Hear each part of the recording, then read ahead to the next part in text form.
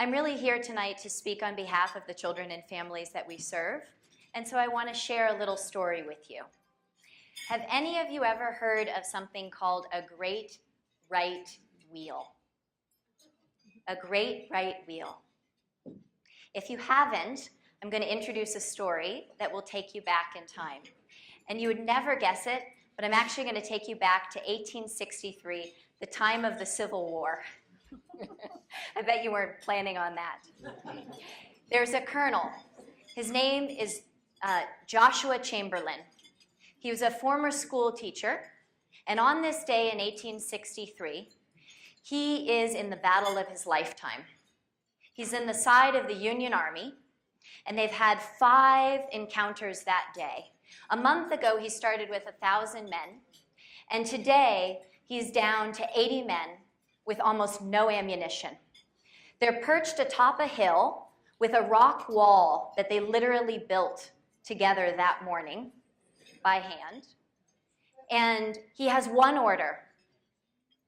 He has one order, and that simple order is, do not let them come through. On the other side of the wall, coming up towards him, are more than 400 men. And Joshua Chamberlain does something very interesting. All of his men look to him and say, we're defeated. We have to give up. And he hollers out his order. He says, execute a great right wheel. Now, some of the men don't know what that means, but one of the very knowledgeable sergeants says, he's telling us to charge. A great right wheel is an all-out charge.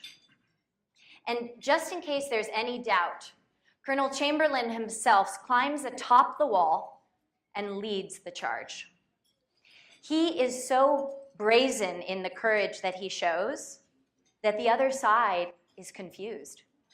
They assume that he must have backup, that there must be a whole new regiment behind him to support him. And in less than 5 minutes, they win that battle. Many historians say that single historical moment is what shifted the war. And that had that man, in that moment, not had that courage and exemplified that courage, that our United States may not be united as it is today. A single act of courage, a great right wheel. This idea is so powerful and touching to me because I think in a very different way, we are in a similar moment. We're not in that historical battle, but we're in a new battle, a different kind of a battle. And I want to teach you a little bit about that tonight. In our country right now, 20% of children have some type of special health or medical need.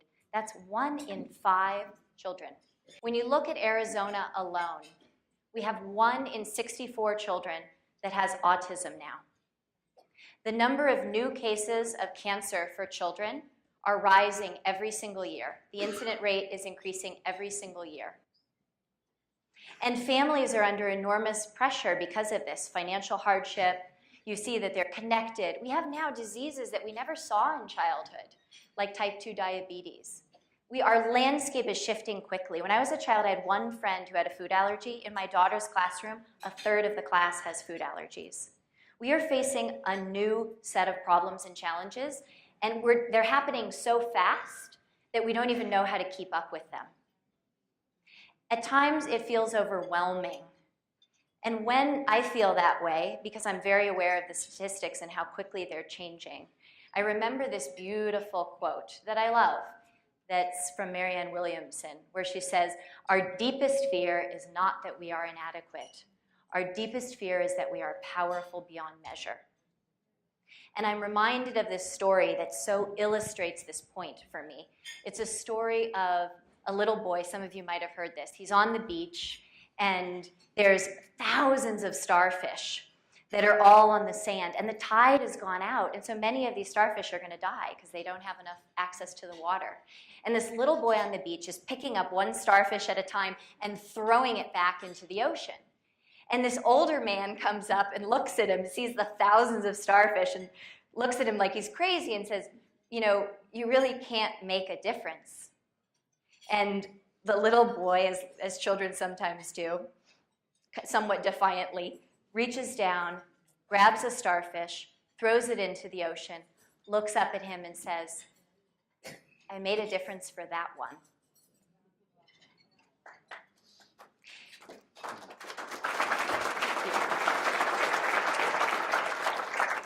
So our organization is poised around making a difference one person at a time. And a big part of how we do that is we involve young people in the community. We have young volunteers, and I want to tell you about some of the work that Integrative Touch for Kids is doing, because it's making a difference one person at a time. Some of the programs that we have, and all of these involve volunteers of all ages, children and adults. Our Hospital Heroes program. So that particular program serves kids in the hospitals. We bring in essentially comfort and love, but we bring in integrative healing therapies at Banner Children's Diamond Children's Medical Center. And we have young heroes, people that are, age 12 to 21 who come in and they connect with kids, they play with kids in the hospital. You have no idea how many children sit alone in the hospital because their parents are working or taking care of siblings. So these young heroes make a difference. We also bring in gifts into the hospital through our Smile and Kindness program. And we have play dates because we learned that kids with special needs want to be able to engage and play with kids of all abilities. And so we create these incredible opportunities. We also have live ladybug and butterfly releases because the kids love these so much. And many of you know about our monthly support groups because when a child has special needs, their parents have an 80% chance of getting a divorce. There are enormous pressures that are placed on families, and so these support groups provide very needed support to these children and families. Our Healing Retreat program, I'm so proud of this. It's the single largest pediatric integrative wellness retreat in the country. It offers more than 100 therapies and is a model for what the future could look like in terms of new therapeutic approaches to be able to care for and support these 1 in 5 children. How are we going to take care of all of these kids? These retreats are a model for how, as a community, we can start together to take care of these families and children. And so it's a powerful model that I could see spreading nationally. And that's so much of what our program's about, is designing a way that nationally we can address this large-scale problem. Our Awakening Wellness program, our 7th program, is a year-round educational program that provides wellness education to families and children and the greater community. You see, Integrative Touch for Kids is successful because we are 99% volunteer. This is just one shot of some of our junior volunteers. For every single dollar you give us, we magically turn it into 3 because of the level of volunteerism. Literally 2/3 of our budget comes from in-kind donations, donations of people's time and talent. That is what is defining us as an organization. I bet half this room volunteers for Integrative Touch for Kids. We have an incredible team of supporters. And today, because of that, we are serving each year 3,000 people. But with your support, thank you.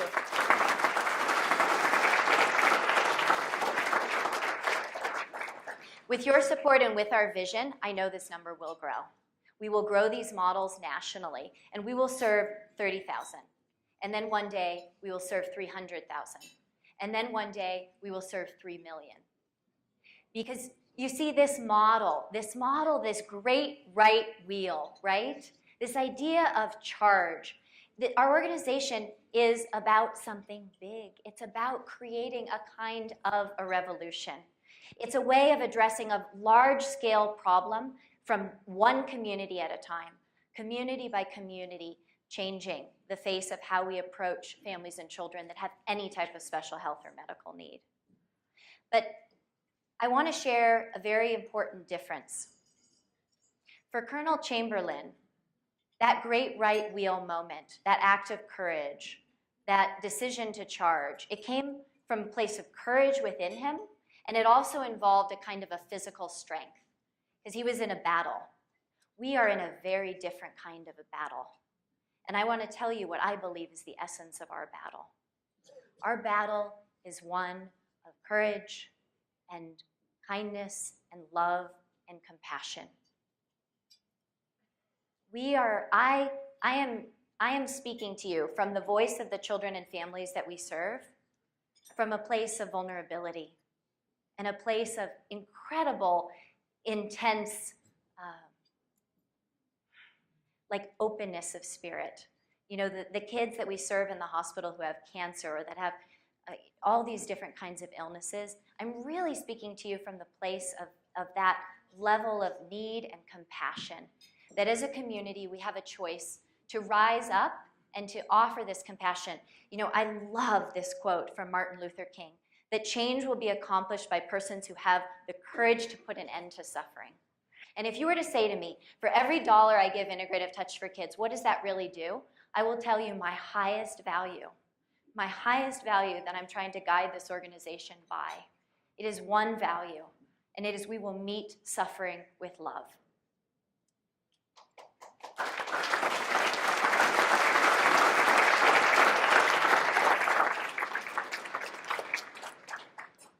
That is what our organization is choosing to embrace. And I am so proud of the community of people that we have here tonight who are supporting this vision and who want to meet suffering with love.